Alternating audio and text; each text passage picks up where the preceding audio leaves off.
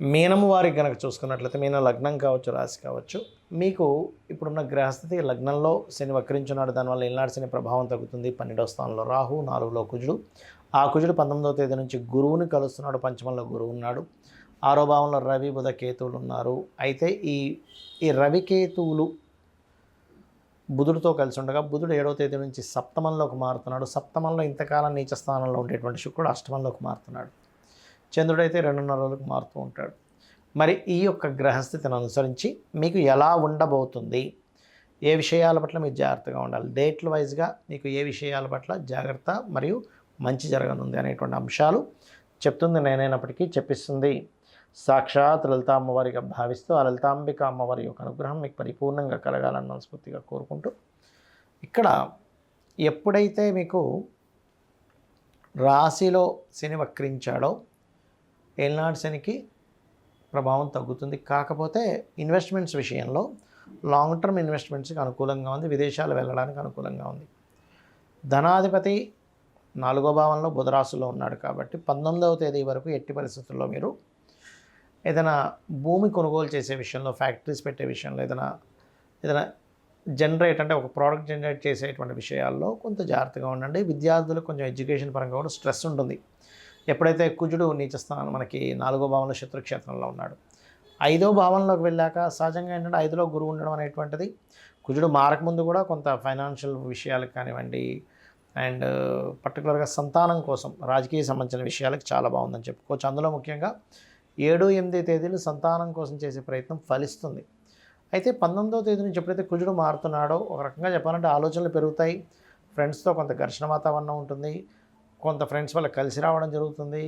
కొంచెం అంటే fighting nature, గొడవలతో పాటు మీకు కొన్ని కలిసి రావడం కూడా జరుగుతుంటుంది చెప్పాలంటే. ఇక 6లో రవి కేతువులు ఉన్నందుకు ఎట్టి పరిస్థితుల్లో మీరు అందులో పర్టికులర్గా 10, 11 తేదీలు, ఇంకోటి సంతానం గురించి 7, 8 తేదీలు బాగుంది. 10, 11 తేదీలు అప్పులు ఇవ్వడం, తీసుకోవడం, అనవసరమైన శత్రుత్వాలు పెరుగుతాయి. 10, 11 తేదీలు చాలా కేర్గా ఉండండి శత్రుత్వాలు, రుణాలు ఇచ్చేటువంటి విషయాల్లో. ఇక శుక్రుడు ఎప్పుడైతే మారిపోయాడో బుధుడు వస్తున్నాడో అక్కడ మీకు బంధువర్గంలో ఉండే వారితో కొంత వివాహం సంబంధించిన విషయాలు కుదురుతాయి. కాకపోతే 19వ తేదీ తర్వాత నుంచి మీరు వివాహ నిర్ణయాలు చేసుకోవడం మంచిది. బంధువర్గం నుంచి ఇన్సూరెన్సెస్ మూలంగా కలిసి రావడం జరుగుతూ ఉంటుంది.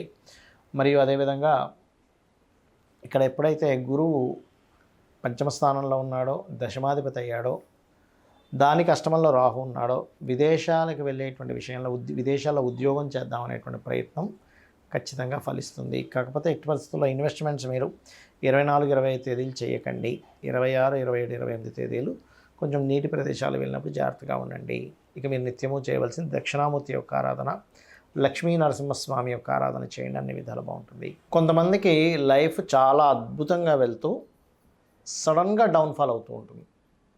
దానికి ఏమిటి అసలు కారణాలు, అసలు ఏం చెక్ చేసుకోవాలి మీరు అనేది మీకు చెప్తాను. దానికి ముందు మనకు తెలుస్తుందా డౌన్ఫాల్ అవుతుంది అంటే ఖచ్చితంగా తెలుస్తుంది. అది స్వప్న రూపంలో తెలుస్తుంది కొన్నిసార్లు మనం ఆ పని కోసం బయలుదేరేటప్పుడు నిమిత్త రూపంలో తెలుస్తూ ఉంటుంది. నిమిత్తం అంటే మనకి ఎదురయ్యేటువంటి సంఘటనలు వెళ్ళేటప్పుడు తెలుస్తూ ఉంటుంది. అయితే అసలు ఏం చెక్ చేసుకోవాలి? మంచి వ్యాపారం నడుస్తుంది, చక్కగా షాప్ పెట్టుకున్నాము, రోజుకు 20-30 వేలు అమ్ముతున్నాము, లేదా 1,00,000 రూపాయలు అమ్ముతున్నాము, సడన్గా 5,000కి పడిపోయింది, ఏమైందో అర్థం కాదు. ఇది ఏం జరుగుతాయనేటువంటి విషయాలు ఇప్పుడు నేను మీకు చెప్తాను. ఇక్కడ ఏంటంటే, ఒకటి, మీకు ఏదైనా షాప్ ఉంది, మీకు ఎవరైనా మీ అపోనెంట్స్ లేకపోతే మీ శత్రువులు ఎవరైనా సరే కొన్నిసార్లు ఏం చేస్తారంటే మంత్రించినప్పుడు నిమ్మకాయలు పడేయడం ఇలాంటివి చేస్తూ ఉంటారు. అప్పుడు ఏం చేయాలి? చక్కగా రోజు ఆ షాప్లో లలితా సహస్రనామాలు ప్లే చేయండి, రోజు ధూపం వేయండి, ఆ దోషం పోతుంది. ఒకటి.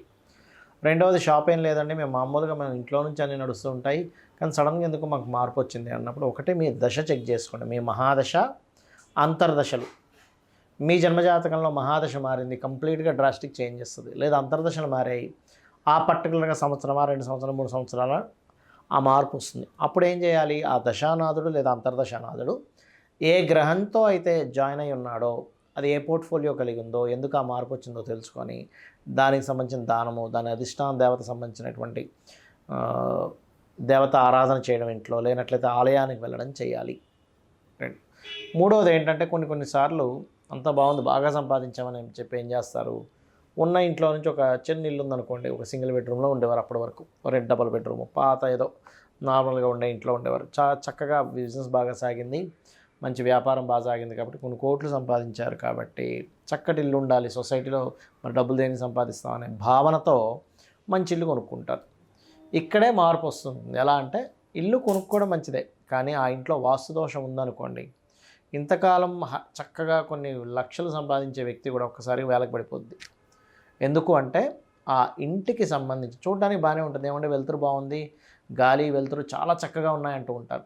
కానీ ఇక్కడ మీరు అర్థం చేసుకోవాల్సింది, ఇల్లు ఎప్పుడైనా మనం కొనేటప్పుడు, కట్టుకునేటప్పుడైనా ఫేజింగ్ మీ పేరులో ఉండే మొదటక్షరానికి ఆ ఇంటికి ఉండేటువంటి సింహద్వారం ఏదైతే ఉంటుందో ఆ సింహద్వారం యొక్క వర్గు సెట్ అయిందా లేదా ప్రధానంగా చూసుకోవాలి. ఈ వర్గు అనేటువంటిది కారు కూడా సెట్ అవుతుంది. అంటే మీ కారు ఏ బ్రాండ్ కారు తీసుకున్నారు, కొంతమంది చూడండి వాహనం మారినప్పుడు కూడా వాళ్ళకి లైఫ్ చేంజ్ అవుతూ ఉంటుంది. కాబట్టి కారు మారుస్తున్నారు, ఇల్లు మారుస్తున్నారు, ప్రధానంగా చూసుకోవాలి. సరే, మీకు సరిపోయినటువంటిదే తీసుకున్నారు అంటే ఉదాహరణకి ఆ నుంచి అమ్మహ అనుకోండి, తూర్పు దక్షిణం ఉత్తరం పనిచేస్తుంది, వాయువ్యం పనిచేస్తుంది, పడమర పనిచేయదు, ఈశాన్యం పనిచేయదు. కక గగ అక్షరాలు ఉన్నాయి. అప్పుడు ఆ అక్షరాలతో మీ పేరు అంటే కాంతారావో లేకపోతే గంగాధరో లేకపోతే గగనానో లేకపోతే గంగానో పేరు ఉంటాయి. అప్పుడేంటి, అప్పుడు మీకు ఆగ్నేయము ఈశాన్యం ఉత్తరం పనిచేస్తుంది, మిగతావి పెద్దగా పనిచేయవు.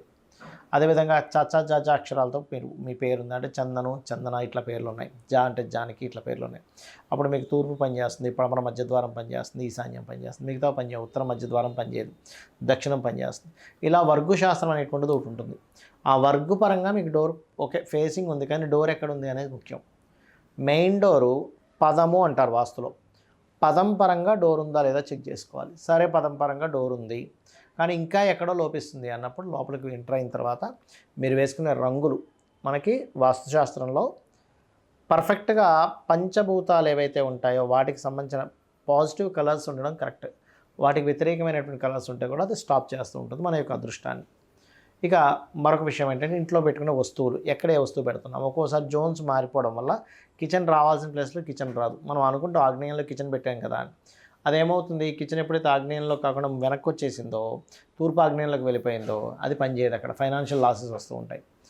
ఇవాళ రేపు ఏంటంటే ఒక 30-40 ఏళ్ళ నుంచి మనకి బ్లాక్ బండ్ వేసుకోవడం అలవాటు అయిపోయింది. అగ్ని ఈజ్ ఆగ్నేయం. అగ్ని దగ్గర కోల్డ్కి సంబంధించిన కలరు, వాటర్కి సంబంధించిన కలర్ బ్లాక్ అవుతుంది. అప్పుడు అది ప్రాబ్లం అవుతుంటుంది. ఈ రకంగా బ్లాక్ బ్లూ కలర్స్ ఉండడము ఆగ్నేయంలో, లేనట్లయితే పర్టికులర్గా ఇంట్లో పెట్టుకునే వస్తువులు తప్పుగా ఉండడం, టాయిలెట్స్ తప్పుగా కట్టుకోవడం ఇలా జరుగుతూ ఉంటుంది. చాలామంది నేను కొన్ని వేల లక్షల ఇల్లులు చూసిన తర్వాత వాళ్ళ లైఫ్స్లో ఎందుకు ఈ మార్పు వచ్చిందని తెలుసుకున్న తర్వాత చూస్తే ఇల్లు మారడం, ఆ మారిన ఇల్లు వాస్తు సరిగ్గా లేకపోవడం వల్ల. అలా కాదండి, వాస్తు ఇంకా బాగుంది, ముందు ఇల్లు కంటే వాస్తు ఇల్లు ఇంకా బాగుంది అన్నప్పుడు ఇంకా మంచి మార్పు వస్తుంది వారికి. కాబట్టి దయచేసి మీరు ఇల్లు మారేటప్పుడు, వాహనం మార్చేటప్పుడు ఖచ్చితంగా మీరు ఏ సమయంలో తీసుకుంటున్నారు. ఇంకొకటి, ఒక్కొక్కసారి ఏమవుతుందంటే మంచింట్లోకి వెళ్ళారు కానీ వీళ్ళు వెళ్ళిన టైం కరెక్ట్ కాదు. అంటే 4th హౌస్ పాడైనటువంటి మహాదశ అంతర్దశ నడిచేటప్పుడు ఇల్లు మారుతారు. అప్పుడు ఏమవుతుంది, వీళ్ళు మహాదశ అంతర్దశలు పాడయ్యాయా లేదా ధనహీనతా యోగం నడుస్తూ ఉంటుంది ఒక్కొక్కసారి, అప్పుడు ఇల్లు మారుతారు. ఇల్లు మంచిదే కానీ మీకు దశలో ధనహీనతా యోగం ఉన్నప్పుడు ధనం పరంగా ఇబ్బంది పడుతూ ఉంటారు. కాబట్టి ఇవి పర్టికులర్గా చెక్ చేసుకోవాలి, గుర్తుపెట్టుకోండి. ఇవి చెక్ చేసుకొని మీరు కనుక మారినట్లయితే, మంచి ఇంట్లోకి వెళ్ళినట్లయితే మన జీవితం చాలా బాగుంటుంది. చాలామంది ఏమనుకుంటారు, ఏముందిలే వెలుతురు గాలి వెలుతురు బాగానే ఉంది, గాలి వెలుతురే అనుకుంటాం. గాలి వెలుతురే వాస్తు అయితే విశ్వకర్మ ఇంత పెద్ద గ్రంథం రాయడు ఆయన. గాలి వెలుతురు ఉంటే బాగుంటుందని ఒక ముక్క రాసేసి వదిలేసేవాడు కాదు కదా. దానికి ఆయం ఉంటుంది.